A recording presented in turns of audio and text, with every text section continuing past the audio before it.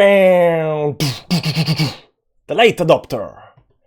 Hi guys, how you doing? Welcome back to the channel. Cardano right now plus 5.46% in green, and I know that's very nice. That's very nice, and you are very happy bunch because a lot of other stuff is in red. And you can see this candle over here breaking this resistance line. We're gonna talk about that. We're gonna talk about important what's gonna happen with that. But I know that you are a lot more happier. Beside the 5% is that Dogecoin is minus 25%, because I know a lot of people hodling Cardano have been thinking like, Am I gonna sell Cardano and buy Dogecoin? Am I gonna buy Dogecoin? Should I buy Dogecoin? You know, so some people might have sold Cardano and went into Dogecoin, but for you hodlers, congratulations. You know, you don't have to experience minus 25% dumps. So all nice and clear. That said, we got something called daily altcoins video, where we rank 30 coins every single day up and down. What's gonna happen? If they're gonna pump, if they're not gonna pump, if they're good, looking good, if they're not looking good, like what's happening with the market. Is something done pumping? Is gonna crash like Ethereum Classic and stuff like that? You know, we rank coins. If that's something for you, if you need help with picking coins, check the Patreon link down below. Also check out the Telegram link, because we got right now like 3,300 members, crushing those milestones. So join the party and have fun with us. That said, let's get into the charts and see what's actually happening with Cardano. It's looking good. It's looking good, but I don't think this is gonna last, guys. I don't think it's gonna last. I'm sorry, it's not gonna last. You know, I'm just trying to tell you how it is. You know, I'm not invested in Cardano. I have nothing to gain from it. Just telling you, it's gonna go to $5 tomorrow. You know, I'm gaining a lot of respect from the technical analysis community if I am predicting stuff as they should be happening. So for me, the most important thing is actually just predicting like next moves, what's gonna happen, and as long as I can do that, like all good. So I'm telling you, right, this breakout out here might actually hold, but it also might not hold. Before we actually start explaining what's happening up here, let me explain what has happened, because I know a lot of new people are watching these videos.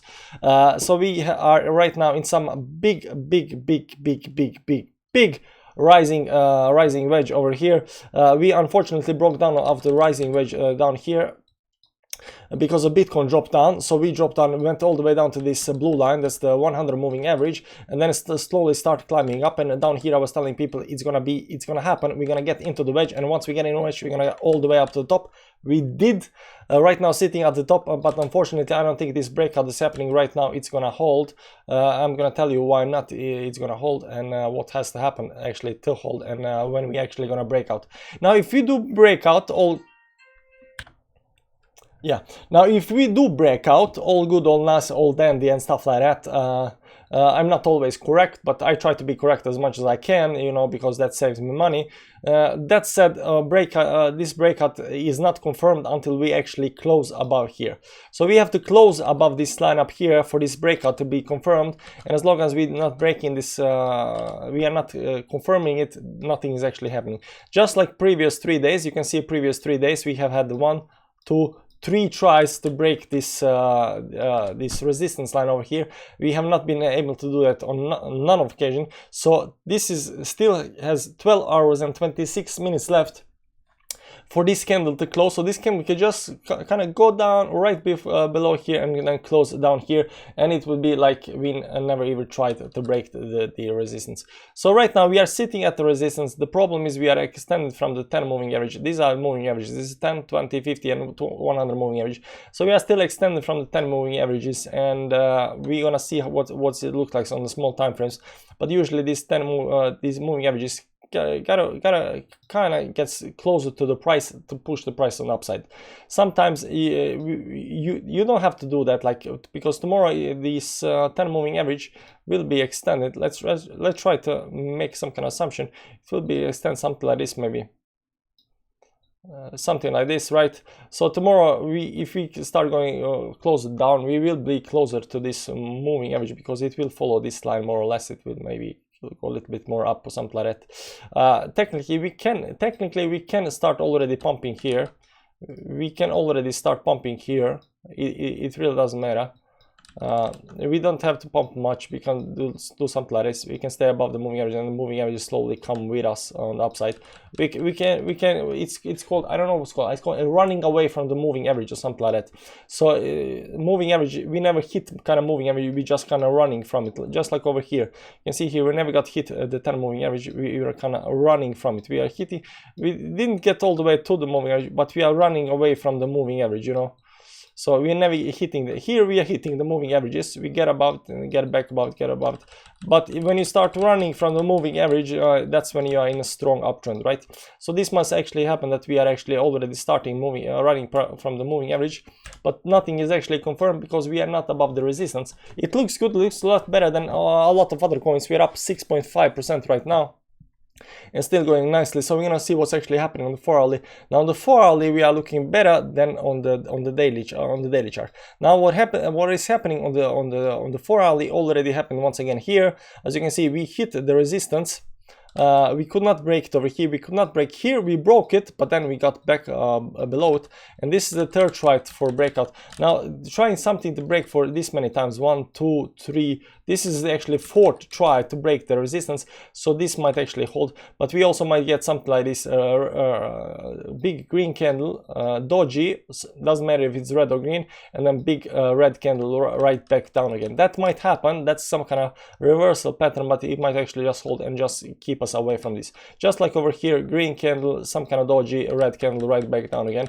That might happen. So for this to hold, actually we still got 23 minutes. This candle will hold for 23 minutes. I'm pretty convinced it will. But then after these 23 minutes, the next 4 hours are very important. If we can manage to be above this line over here, we can close above this one here next 4.5 hours.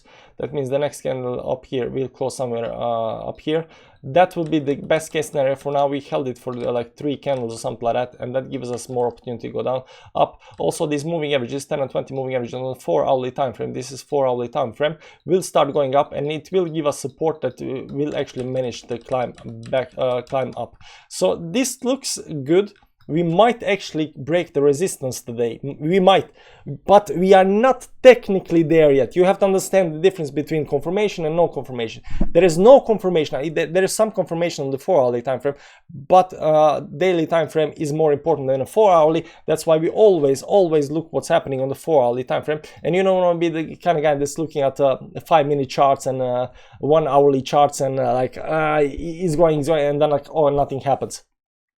Look for confirmation on the daily chart, wait for this to close above the resistance. Once that's close above resistance, we still have to have the like 2 daily candles after that to confirm the that we don't do something like happened on the 4 hourly chart, something like this. You go above it, then 2 candles back, you are back below it, because we are extended actually on the 10 moving average. But this might actually be a runner. It might actually continue climbing higher above the 10 moving average. It all depends what's gonna do. We are still not above the 10 moving we are still not above the resistance. So for today the resistance is the big thing. We gotta get above that resistance. That's the alpha and omega. That's the thing that we have to do. If you can do that tomorrow, and stop by tomorrow, because we do Cardano videos every single day, stop by tomorrow. We're gonna see what's happened tomorrow, and we're gonna take do next analysis what's gonna if we actually manage to hold above the resistance, then I think the upside and this target up here is much more likely in the short term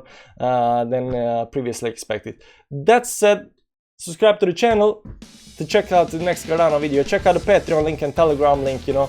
Join the party on Telegram. A lot of people there right now, 3,300 plus. It's getting really crowded, so I like it a lot. I read a lot of that. Thanks for watching, and I appreciate you for coming watching my channel, because that's a lot more important to me than hitting the like button. But hit the like button as well. But watching the videos, it tells YouTube algorithm that this channel is good, so I appreciate it. Thanks for stopping by. See you around. Bye bye.